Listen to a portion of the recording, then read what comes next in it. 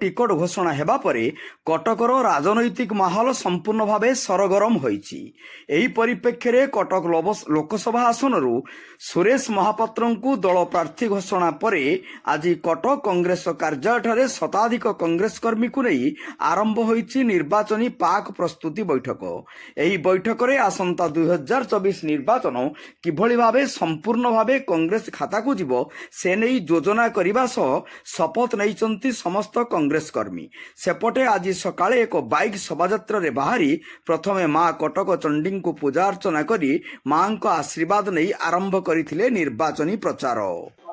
Rahul G, Ajay G ଏବଂ ଓଡ଼ିଶା ପ୍ରଦେଶ କଂଗ୍ରେସ କମିଟିର ସଭାପତି ଶରଦ ପଟ୍ଟନାୟକ ମହୋଦୟଙ୍କୁ ସେ କଟକ ଭଳି ଏକ ଗୁରୁତ୍ୱପୂର୍ଣ୍ଣ ନିର୍ବାଚନ ମଣ୍ଡଳୀରେ ମତେ ଆଶା ଭରସା ରଖି ଯେପରି ଭାବରେ ସାଂସଦ ପ୍ରାର୍ଥୀ ଭାବେ ମନୋନୀତ କରିଛନ୍ତି ସେଥିପାଇଁ ମୁଁ ତାଙ୍କୁ ଧନ୍ୟବାଦ ଅର୍ପଣ କରୁଛି।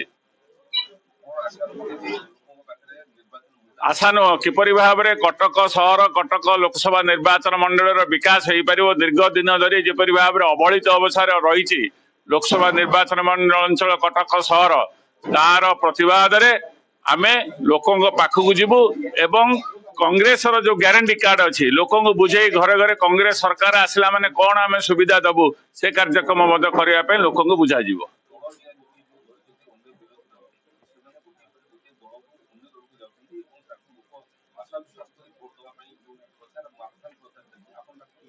ସେଗୁଡାକ କୌଣସି କାମ ଦିଆହେବନି। ଦଳଟିଆ ଲୋକଙ୍କୁ ଲୋକ ପ୍ରତ୍ୟାଖ୍ୟାନ କରିବେ, ଭୋଟ ଦେବେ ନାହିଁ। ତେଣୁ ସେଇଟା ନିଶ୍ଚିନ୍ତ ଭାବରେ ଦଳର ପ୍ରଭାବ କୌଣସି ପ୍ରକାର ଦଳରେ ପଡିବ ନାହିଁ। ବର୍ତ୍ତମାନ ଯେପରି ଭାବରେ 6 ଥର ସାଂସଦ ହେଇ ଜଣେ ଲୋକ ନବୀନଙ୍କ ବିରୁଦ୍ଧରେ ଆସି ବର୍ତ୍ତମାନ କହୁଛନ୍ତି, ଆଗକୁ 6 ଥର ଯେତେବେଳେ ଏମ୍ପି ଥିଲେ ସେତେବେଳେ କାହିଁ କହୁନଥିଲେ? ବର୍ତ୍ତମାନ କଣ ନବୀନ ଖରାପ ହେଇଗଲେ? ସେ ଆସି ଯୋଉ ପ୍ରକାର ପ୍ରଚାର କରୁଛନ୍ତି ତାର ବିରୁଦ୍ଧରେ ଜନମତ ଧରିଛି ଏବଂ ଆଗାମୀ ଦିନରେ ଜନମତ ଆହୁରି ଶାଣିତ ହବ।